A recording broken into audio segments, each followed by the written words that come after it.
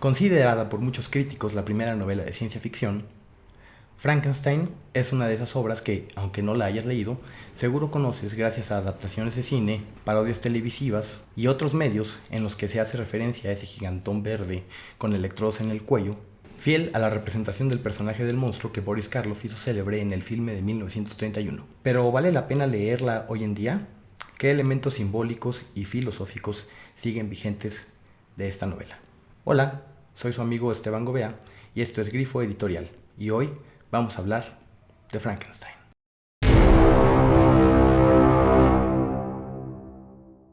Antes de pasar al comentario, daré una breve sinopsis del libro, así que spoilers para una novela de hace 200 años.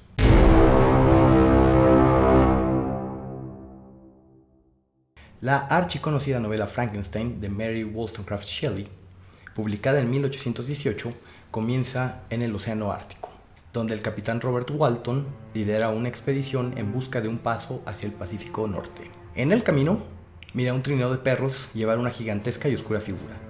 Poco después, su tripulación rescata a un hombre con hipotermia. Interrogado por el capitán, el hombre afirma ser Victor Frankenstein y estar a la caza de la gigantesca figura que la tripulación vio.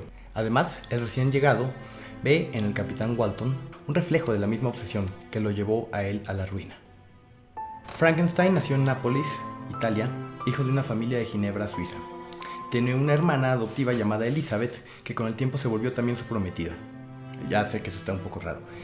Un hermano más pequeño, William, y otra hermana adoptiva, Justine, que se vuelve la nana de este último. La herida que lleva Victor en el alma radica en el hecho de que su madre murió de fiebre escarlatina. Semanas más tarde, Victor parte a Ingolstadt a estudiar medicina. En la academia es ridiculizado por sus lecturas de los antiguos alquimistas y tiene que actualizarse un poco, pero demuestra ser brillante al grado que pronto empieza a experimentar en torno a la posibilidad de reanimar cadáveres. El dolor por el fallecimiento de su madre lo había llevado a abocar sus esfuerzos a un solo objetivo: liberar a la humanidad de la muerte. Empezó a reconciliar principios alquímicos y ciencia moderna y a experimentar con la reanimación de la materia inerte hasta que, posteriormente, comenzó su proyecto de crear un humanoide. A diferencia de lo que nos ha hecho creer el cine, el galvanismo juega aquí un papel más bien modesto. De hecho, los medios exactos de los que se sirve el buen doctor para animar su cadáver son dejados de lado en su relato por temor a que alguien pudiera replicarlos. Entonces, realmente no los conocemos como lectores. Al final tiene éxito y logra animar una criatura enorme de unos 2.4 metros. Aunque había querido darle una apariencia angelical, la criatura tiene piel amarilla, con los músculos y vasos apenas disimulados. Es tan horroroso, de hecho, que provoca el desmayo del doctor. Luego, valientemente, huye de la escena y cuando regresa, la criatura ya no está. Luego de 4 meses de convalecencia por la impresión que le provocó su propia hazaña, Victor recibe noticias desde Ginebra. Su hermano William ha sido asesinado. Al llegar a Ginebra ve a la criatura y se convence de que es el responsable, pero la justicia ha decidido que la homicida no es otra que Justine, la nana del pequeño William, y como Victor piensa que nadie creería su versión, la chica es colgada. Consumido por la pena y el romanticismo, Victor sube a los Alpes, en particular al Mont Blanc, específicamente al Mer de Glace, o Mar de Hielo, y ahí es abordado por su criatura, quien le pide que escuche su historia. Luego de despertar a la vida y sentirse abandonado y despreciado por Victor, su padre, la criatura vaga por las calles, recibiendo todo tipo de maltratos, hasta que llega a una granja donde consigue esconderse. Aprovechando su inmensa fuerza física, a escondidas, ayuda a la familia pobre con labores del campo. La familia está agradecida con el benefactor, aunque no lo conoce. Pero eso no es todo, ya que la criatura adquiere el lenguaje y la habilidad de leer al escuchar y espiar a esa familia, en particular cuando impartían clases de lectura a los pequeños. El abuelo de la casa es ciego y un día la criatura aprovecha para acercarse a él. El señor no lo rechaza, sino que le muestra su gratitud, pero entonces irrumpe la familia que va llegando a la casa y el hijo mayor, al sentirse amenazado por la horrible presencia de la criatura, lo corre a palos. Y de nuevo el pobre monstruo vaga, pero en el camino lee 3 libros. Estos son Las vidas paralelas de Plutarco y El paraíso perdido de John Milton, y también Las penas del joven Werther de Goethe. La primera obra le permite hacerse una idea de la historia de la humanidad a través de las biografías de grandes hombres de la antigüedad. El poema de Milton tiene evidentes paralelismos con su propia situación, siendo él mismo un Lucifer desterrado al infierno por un creador déspota. La novela de Goethe, por su parte, precursora del Sturm und Drang y gran influencia del romanticismo, le indujo un estado de ánimo igual de azotado que el de Víctor. Y de ahí el gusto de los dos de tener encuentros en parajes gélidos que son el reflejo de su propia alma. Porque simbolismo. Pero ninguna cantidad de cultura iba a evitar que la criatura cumpliera su cometido, la venganza. Así que en Ginebra mató al pequeño William e inculpó a la pobre Justine. Y ahora pide una sola cosa de Víctor, que le haga una consorte semejante a él para irse juntos a Sudamérica. Y claro, si Víctor se rehúsa, hay tabla, que en este caso significa el asesinato sistemático de todos y cada uno de los seres queridos de Víctor, hasta que el propio doctor ruegue la fría clemencia de la muerte a manos de su propia creación. Y Víctor, pues, acepta. Se embarca a las islas Orkney, en Escocia, y ahí comienza su oscura labor, seguro de que la criatura lo observa de cerca, inspeccionando su progreso. Pero luego cavila sobre cómo será la nueva criatura. Quizá rechace a su monstruo original, siendo tan feo el pobrecito, o peor aún, quizás ambos sean la primera pareja de una progenie de humanoides súper fuertes que termine por conquistar la Tierra. O sea, Víctor ahora sí está pensando en las consecuencias de sus actos y de hecho está llevando la especulación probablemente demasiado lejos, sin pensar ahora en el peligro mucho más inminente que es la venganza de su monstruo. Así que Víctor destruye a la criatura en curso, lo que causa que el monstruo prorrumpa dramáticamente en el laboratorio y le exija la reanudación de su trabajo. Cuando Víctor se niega, el monstruo le da la amenaza más clara de todos los tiempos: estaré contigo en tu noche de bodas. Eso dice. Luego la criatura mata a un amigo de Víctor, le echan la culpa al doctor, pero no pueden probar nada, y él vuelve con Suiza a encontrarse con su padre y a casarse con Elizabeth.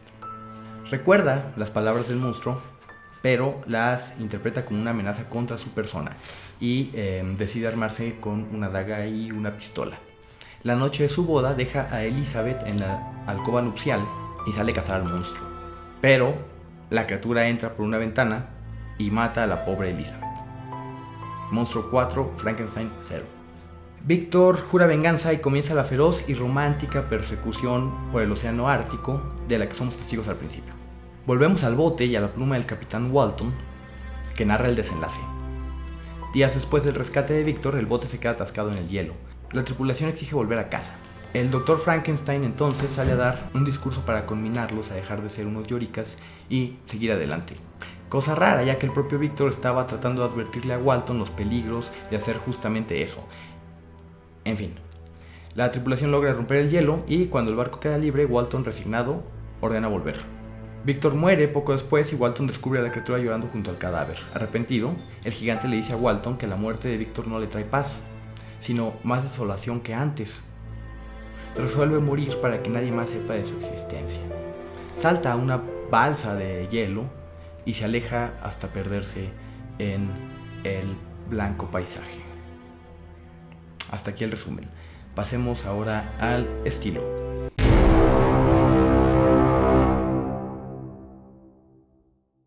Estilo. Frankenstein es una narración enmarcada o relato marco, es decir, está compuesta de una narración inserta dentro de otra narración. En este caso, Robert Walton cuenta por carta su encuentro con Frankenstein. Esta carta contiene a la vez la narración de Víctor y la versión del monstruo. Por último, el encuentro de Walton con el propio monstruo contiene la narración de los andares de la criatura y de su encuentro con una familia. Además, es fiel a la forma epistolar tan popular durante el siglo XIX. Y está escrita en primera persona, desde el punto de vista de tres diferentes personajes: Robert Walton, Victor Frankenstein y el propio monstruo. En realidad, Walton es la voz principal, y es que todo el relato de Víctor es una reconstrucción que hace Walton de su narración oral. Esta reconstrucción se supone fiel a las palabras del propio Víctor, tanto como si fuera una especie de transcripción literal. Luego, llegado al punto donde Víctor narra su encuentro con el monstruo, es Víctor quien le presta su voz al monstruo, pero a su vez Walton le está prestando voz a ambos, porque es Walton quien le presta voz a Víctor. Otro aspecto estilístico clave es el romanticismo de Shelley. Esta novela, recordemos, apareció en 1818. Los paisajes y sus descripciones se sienten a veces obligadamente grandilocuentes, conscientemente apegados a los cánones del romanticismo. Aunque en muchas ocasiones sirven para sentar una atmósfera, un sentimiento, suelen ser un poco farragosas y a veces algo artificiosas, como lo son las tribulaciones del joven Víctor, cuyo talante primordialmente romántico lo vuelve un hombre niño voluble, más absorbido en sus sentimientos que en los problemas muy reales y graves del mundo en torno suyo.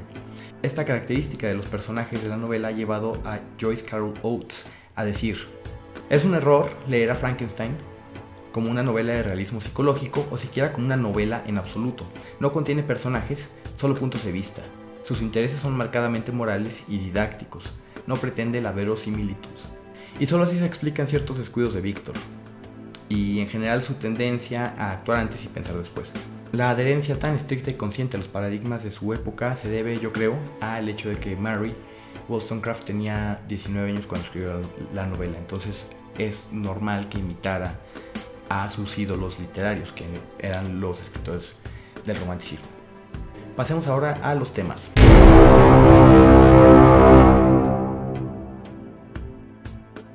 Cuando leí la novela me llamaron la atención varias cosas. La primera, Frankenstein no es tanto un científico loco como esperaba, con bata de laboratorio y complejo de Dios, sino un romántico idealista. No se trata pues de una figura que, como Fausto, acceda a tratar con fuerzas demoníacas, sino de un hombre profundamente herido por el fallecimiento de su madre, pero con la voluntad de evitar a la humanidad el mismo sufrimiento mediante la superación médica de la muerte. Si se le puede acusar de algo es de ser demasiado ingenuo y de no pensar en las consecuencias de sus actos. Tampoco piensa en ellas después. Recordemos que cuando conoce a su criatura, pierde el sentido, se desmaya. Nunca enfrenta, por lo tanto, las consecuencias, ni se hace cargo de su responsabilidad para con su creación. Además, su desaprobación no es moral, sino estética.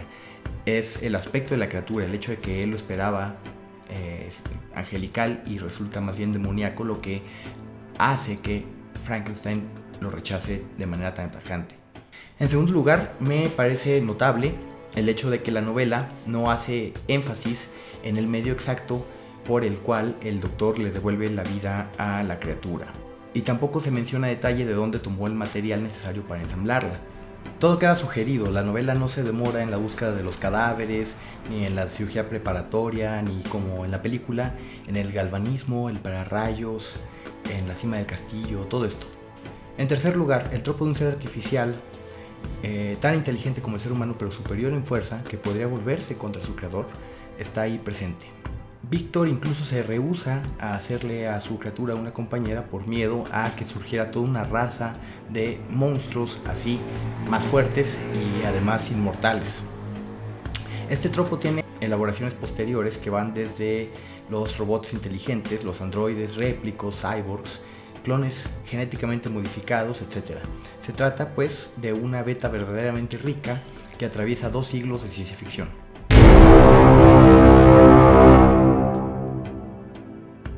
Frankenstein y Prometeo. Frankenstein, o el moderno Prometeo, presenta una crítica de la actitud prometeica. Prometeo, recordemos, es un titán benefactor de la humanidad que roba el fuego a los dioses olímpicos y es castigado por su osadía. Otro mito hace referencia a la institución de los sacrificios, en la que Prometeo vuelve a engañar a los dioses, presentando 2 ofrendas, una con buen aspecto externo, pero llena de huesos y pellejos por dentro, y la otra con un aspecto repelente por fuera, pero llena de las mejores partes del animal por dentro. Zeus elige la ofrenda del buen aspecto, y con esto los hombres logran quedarse para ellos la parte buena y dejarle a los dioses solamente los restos. Ambos mitos presentan un Prometeo audaz, tramposo con los dioses, pero aliado del ser humano. De ahí que autores como Adot o Durand hablen de una actitud prometeica, según la cual el ser humano, mediante la técnica o la magia, arranca los secretos a la naturaleza, como el fuego, para tomar ventaja. Bajo esta actitud se pueden describir las ambiciones de la ciencia y su ideal del progreso. Ambiciones que, por otro lado, siempre han dejado consecuencias catastróficas, algunas de ellas ya visibles en los tiempos de Shelley, en que ciudades como Londres se volvieron verdaderos infiernos, con el aire lleno de hollín, fábricas vomitando humo y desechos inundando el Támesis. Enfermedades, hambrunas, hacinamiento, explotación infantil, deforestación masiva, extinción de especies endémicas y un larguísimo, kilométrico, etc. Al franquear el umbral del misterio y arrancar de la naturaleza los secretos sobre la vida y la muerte, el Dr. Victor Frankenstein atenta contra la naturaleza. Su acto es una retorcida parodia de la creación de Adán por Dios y su criatura, que ha hallado un sentido a su condición mediante la lectura de ficciones tales como Werther o El Paraíso Perdido, desencantado de la humanidad, solo quiere buscar a su creador para que le dé una compañera para vivir en el exilio, pero no en la soledad. Cuando Víctor incumple su promesa de brindarle una, el monstruo estalla en ira y jura venganza de su creador, en un giro que tiene reminiscencias teológicas, pero que redondea de modo magistral el peligro de la actitud prometeica, la desacralización de la naturaleza, su instrumentalización y el consecuente peligro de trascender los límites éticos y de perder la propia humanidad. Al final, recordemos, la vida de Frankenstein se derrumba estrepitosamente y él también jura destruir a su criatura. Ambos están en este punto en el Polo Norte, en el desierto, que no es solo el escenario, sino un reflejo de sus almas, y han dejado atrás a la humanidad. El propio Victor Frankenstein termina advirtiendo al explorador Robert Walton sobre lo peligroso que es buscar los secretos de la naturaleza a cualquier costo. Esto equivale a aconsejarle el abandono de la actitud prometeica. La criatura, por su parte, encuentra una cierta redención y humanidad al llorar la muerte de su creador. Oh, ¿siguen ahí? Disculpen, estaba leyendo mi propio libro porque está bastante bueno, tanto que lo leo constantemente. Es Los Onironautas. Lo puedes adquirir en estas librerías que aparecen en pantalla. Tiene ilustraciones y es pasta dura.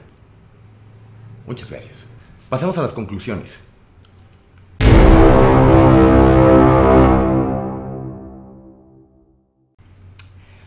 Frankenstein, en suma, es un clásico imprescindible. Dados el papel central que tiene la ciencia en la obra y la decisión consciente de Frankenstein de poner en práctica sus conocimientos y experimentos científicos, esta novela ha sido señalada como la obra seminal de la ciencia ficción por Brian Aldiss. Esta afirmación es debatible porque existen múltiples ejemplos de obras anteriores con elementos de ciencia ficción. Lo cierto es que el ser reconocida como la precursora de este género demuestra la enorme influencia que esta obra ha ejercido durante 2 siglos desde su aparición. Además, los temas que aborda siguen vigentes y han sido reelaborados constantemente.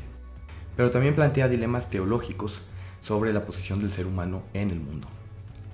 Frankenstein, o el moderno Prometeo, sugiere una visión deísta del mundo, un creador que da la espalda a su creación. Y de ahí la pertinencia de las múltiples referencias al paraíso perdido. El tema del ángel caído, como es Satanás en el paraíso perdido, encuentra eco en Frankenstein. Recordemos que esta criatura debía ser bella, debía ser angelical, así la había pensado Víctor, y sin embargo su aspecto es el de un ser demoníaco, ¿no? De un ser horrendo. Hay ciertamente una variación en el tema. A diferencia del Satanás del paraíso perdido, la deformidad no es consecuencia de la caída, sino su causa, porque es debido a su fealdad que el doctor Frankenstein aborrece a su criatura. Como nota final, considero que este planteamiento de alguna manera preconiza, a través de Heidegger y sus conceptos de la caída del estado de yecto, lo que sería conocida como la filosofía existencialista, que tiene en cuenta al ser humano como un ser arrojado entre las cosas. Pero esto es tema para otra discusión. Por el momento baste con señalar estos temas en la obra de Frankenstein. Recomiendo ampliamente su lectura. Sigue siendo una obra muy sugerente, incluso cuando pude haberme quizás burlado un poco de la trabazón argumental de la misma, ¿no? De los vaivenes en las motivaciones de Víctor, sus contradicciones, etcétera. Como menciona Joyce Carol Oates, no hay que buscar quizás en ella realismo, ¿no? o verosimilitud psicológica, porque se trata más bien de una obra de especulación, ¿no? En buena medida sobre la idea misma de el vencer a la muerte mediante procedimientos técnicos. Si les gustó este video, por favor háganmelo saber en los comentarios, pónganle manita arriba, suscríbanse, compártanlo, y si este video tiene buena aceptación, me propongo hacer más videos y si quieren una especie de serie sobre la historia de la ciencia ficción. Por eso empecé con Frankenstein un poco mañosamente, porque es la primera novela de ciencia ficción, o por lo menos así es considerada. Entonces a partir de aquí podemos irnos en adelante si ustedes gustan. Muchas gracias a quienes vieron el video, muchas gracias por su tiempo y recuerden adquirir Los Onironautas en las librerías participantes. Hasta la próxima.